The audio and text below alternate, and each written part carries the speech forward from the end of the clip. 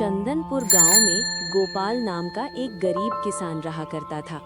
उसकी एक बूढ़ी माँ थी। गोपाल बड़ी मुश्किल से अपना और अपनी माँ का गुजर बसर किया करता था।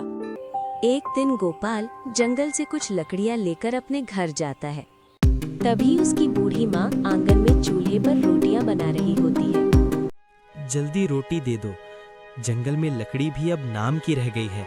मुझे तो आगे की चिंता हो रही है। अगर आगे जंगल में लकड़ी नहीं मिली तो तुम रोटियां कैसे बनाओगी? दिन भर इतनी मेहनत करता है तो देखना मेरे बच्चे, कोई ना कोई रास्ता निकल आएगा। गोपाल खाना खाने लगता है।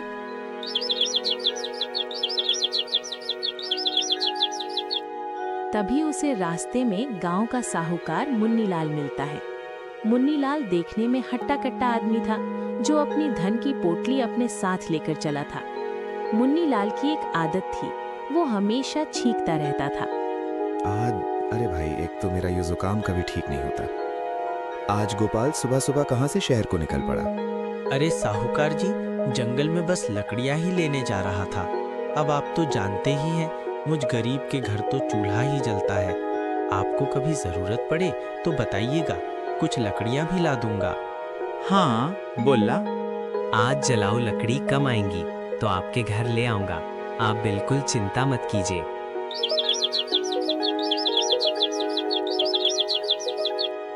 अच्छा साहूकार जी, मेरी माली हालत तो आप जानते ही हैं। अब तो घर में भी अनाज का एक दाना नहीं बचा। मुझे अपनी चिंता नहीं है, लेकिन मेरी बूढ़ी माँ, मैं उसे कैसे भूखी रखूं? आप मुझे कुछ पैसे उधार दे दीजिए ताकि मैं थोड़ा खाने का सामान ला सकूं। मैं आपके पैसे जल्दी ही लौटा दूंगा। गोपाल, मैं जानता हूँ तुम ईमानदार आदमी हो, लेकिन भाई तुम्हारी माली हालत भी किसी से छुपी नहीं है। भला पैसे तो मैं तुम्हें दे दूंगा, लेकिन भैया ब्याज सहित वापस भी लूंगा।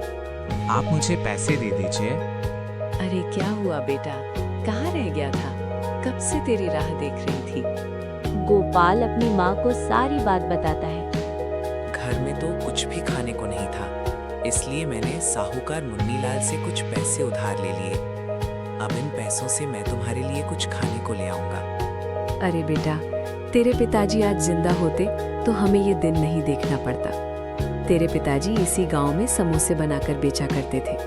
पूरे गांव में उन जैसे समोसे कोई नहीं बना सकता था। उनके बनाए समोसे इतने स्वादिष्ट होते थे कि सभी गांव वाले उंगलियां चाटते रह जाते थे।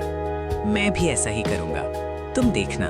मैं बहुत मेहनत और लगन से समोसे बनाऊंगा, फिर पिताजी की तरह मेरा भी इस गांव में खूब नाम होगा। गोपाल समोसे बनाने लगता है। उसकी बूढ़ी माँ भी गोपाल की समोसे बनाने में मदद करती है। थोड़ी देर बाद सारे समोसे बनकर तैयार हो जाते हैं। उसके बाद गोपाल समोसे लेकर गांव के बाजार में जाता है और वहीं बाजार में अपने समोसे लेकर खड़ा हो जाता है और जोर जोर से आवाज लगाने लगता है। अरे भाई, एक और मेरे ठेले के सामने चिल्ला रहा है। भैया, अच्छा ये तो गोपाल है। इसकी इतनी हिम्मत, मेरे ही समोसे के ठेले के सामने अपने बेस्वाद समोसे लेकर आ गया। ये तूने अच्छा नहीं किया। मैं तुझे यहाँ अपने सामने टिकने नहीं दूंगा, बता देता हूँ। हाँ मेरे प्यारे गांव वालों, गरम गरम समोसे खाओगे तो इधर आओ, गोपाल के पास। अरे आओ आओ। गांव के दो आदमी गोपाल के पास आते हैं। अरे ठीक है। अरे भाई, अब इस गोपाल के समोसे का स्वाद तो देखें जरा, आखिर कैसे बनाए हैं भैया। अरे लो भैया, खिलाओ तो सही अपने। गोपाल समोसे देता है। जरा ये समोसे खाइए, बताइए कैसे लगे। बिगाड़ दिया भैया।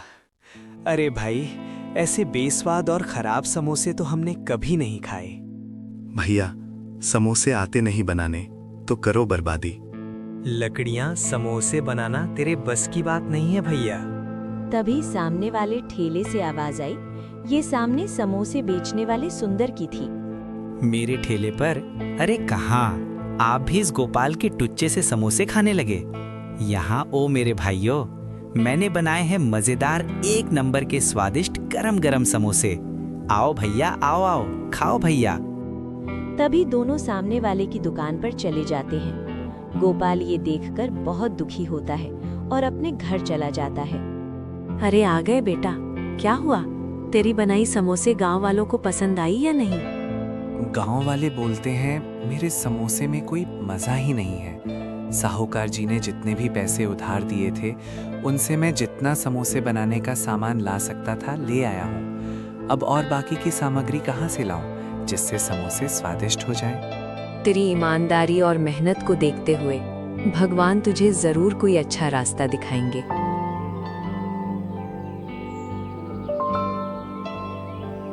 अगली सुबह नौकरों को लेकर मुन्नीलाल गोपाल के घर आता है।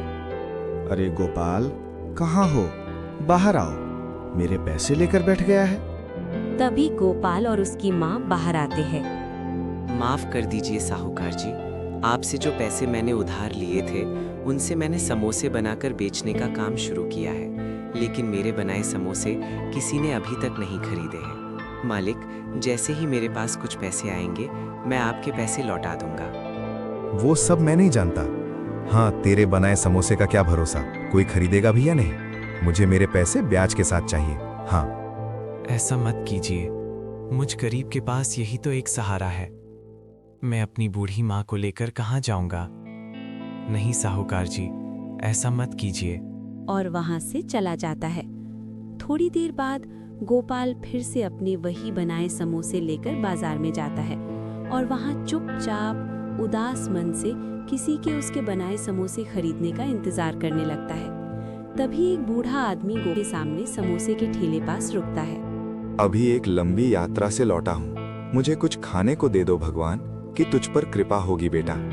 अरे बूढ़े, क्यों खामखा मेरा टाइम कर रहा है? देख नहीं रहा इतनी भीड़ हो रही है? जहाँ से आए थे वहाँ से ना चल जा, पता नहीं कहाँ कहाँ से चले आते हैं।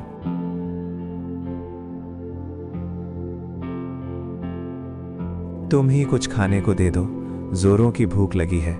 मेरे पास पैसे तो नहीं है, कुछ खाने को दे सको तो दे दो बेटा। अरे हाँ, क्यों नहीं बाबा जी, मुझे आपसे कोई पैसे नहीं चाहिए। रुकिए, मैं आपको अपने बनाए समोसे तो खिलाता हूँ। वैसे ये स्वादिष्ट नहीं है, इसलिए आप ही ना करके अपनी भूख मिटा लीजिए। तुम्हारा बहुत बहुत धन्यवाद। समोसे खाकर मेरी आत्मा तृप्त हो गई। वाह, बड़ा स्वाद था तेरे बनाए समोसे में। क्या सच में? आप सच बोल रहे हैं? क्या मेरे बनाए समोसे इतने स्वादिष्ट हैं बाबा? अरे हाँ हाँ बेटा, अगर तुझे मेरी बातों का यकीन नहीं आता तो खुद ही चख कर देखिए। ऐसा कुछ भी नहीं मिलाया था जिससे ये इतने स्वादिष्ट और मजेदार हो जाए। ये कैसे हुआ बाबा? बेटा, ये सब तुम्हारे ही सच्चे हृदय की वजह से हुआ है। तुमने इतनी मुश्किल में रहकर भी मेरी मदद की। तेरे बनाए समोसे की वजह से मेरी भूख शांत हुई।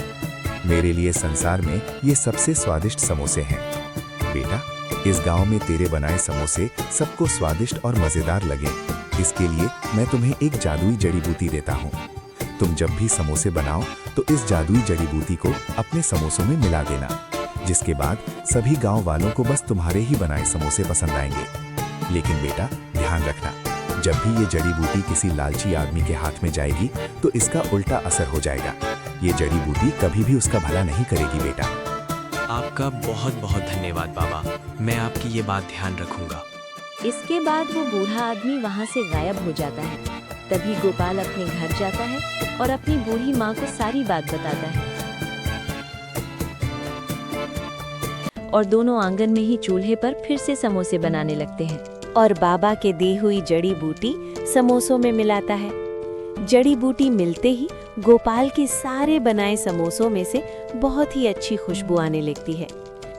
तभी गांव के कुछ लोग गोपाल के पास आते हैं। चलो चलो, खिलाओ खिलाओ, हमसे तो रुका नहीं जा रहा भैया, जल्दी भाई जल्दी। हाँ भाइयों, क्यों नहीं, ये लीजिए, अभी देता हूँ मेरे बनाए समोसे। गोपाल उन सबको समोसे देता है। सभी समोसे खाने लगते हैं। अरे भाई, क्या डाला है रे इसमें? वाह, बड़े ही स्वाद भरे हैं भैया तेरे बनाए समोसे में। गोपाल भाई, ऐसे समोसे तो हमने कभी भी नहीं खाए भैया। अरे भाई, मौज कर दी, मौज। अरे भैया, जरा 10 समोसे मेरे घर के लिए भी बांध देना। हाँ हाँ, बहुत ही बढ़िया, बहुत ही मजेदार भैया, मजा आ गया भाई, मजा आ गया। थोड़ी देर में गोपाल के समोसे की खुशबू पूरे बाजार में फैल जाती है और देखते ही देखते गोपाल की दुकान पर भीड़ लग जाती है। गोपाल के सारे समोसे बिक जाते हैं। जिसके बाद गोपाल के समोसे पूरे गांव में सभी लोग बड़े चाव से खाने लगे। क्या बात है भाई, बहुत कमाई हो रही है आजकल। इतनी जल्दी पैसे का इंतजाम कर लिया। चलो मुझे मेरा पैसा चाहिए। अच्छी, अब एक तो मेरी नाक ही बह रही है। गोपाल और उसकी माँ आराम से अपना जीवन बिता रहे थे। गोपाल रोज अपनी दुकान पर खूब समोसे बनाता और बाबा की जड़ी मिलाता। पूरा दिन गोपाल की दुकान पर खूब भीड़ रहती। ये सब देखकर सुंदर की जलन जल रही थी। अब उसके बनाए समोसे कोई भी गांव वाला नहीं खाता था। कोई भी उसके ठेले पर नहीं आता, सब गोपाल की दुकान पर जाते। अब तो मेरे ठेले पर कोई भी गांव वाला समोसे खाने नहीं आता, सब इस गोपाल के ही पास जाते हैं। अब बस बहुत हुआ, इस गोपाल को तो सबक सीखना ही पड़ेगा। आखिर अपने समोसे में ऐसा क्या मिलाता है? इतनी ज्यादा भीड़ क्यों लग रही है? इसका पता लगाना ही होगा। अब मैं भी देखूं तेरे समोसे कौन खाएगा। तुझे तो मैं अच्छा सबक सिखाऊंगा गोपाल। तभी सुंदर रात में गोपाल की दुकान में जाता है और वो जादुई जड़ी बूटी चुरा लेता है।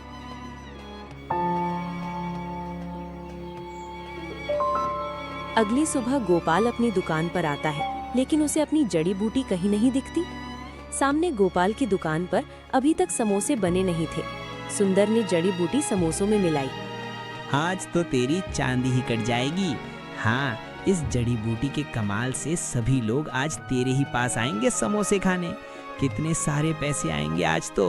अरे वाह वाह, ये सोचकर ही मुझे तो इतनी खुशी हो रही है। अरे भैया, मजा ही आ जाएगा। भैया, भूख बहुत तेज लगी है। क्यों नहीं भाई, आज ऐसे समोसे खिलाऊंगा कि स्वाद कभी भूल न पाओगे। हाँ हाँ, दुकान में तुम्हारे यहाँ बता रहे हैं कि भाई ये सब हो क्या रहा है, मुझे कुछ समझ नहीं आ रहा भैया। अब कभी नहीं आएंगे। तभी देखते ही देखते सुंदर के ठेले में आग लग जाती है और कुछ ही देर में उसका पूरा ठेला जलकर राख हो जाता है। मेरा तो सब कुछ जलकर राख हो गया। लगता है ये सब इस जड़ी बूटी ने किया है। हाय, मैंने क्या कर दिया। मुझे वो जड़ी बूटी गोपाल की दुकान से चुरानी ही नहीं चाहिए थी। ये सब मेरी ही वजह से हुआ है। मैंने लालच में आकर अपने ही पैरों पर कुल्हाड़ी मार ली भैया। सारी बातें वहीं खड़े गोपाल सुन रहा होता है। बाबा ने सच कहा था, जब भी कोई इस जादुई जड़ी बूटी का उपयोग अपने लालच के लिए करेगा तो वो जड़ी बूटी अपना उल्टा असर करेगी और उस इंसान को अच्छा सबक सिखाएगी। बेचारा सुंदर, लालच न करता तो ये सब ना होता। लालच ने तो इसकी लुटिया ही डुबो दी।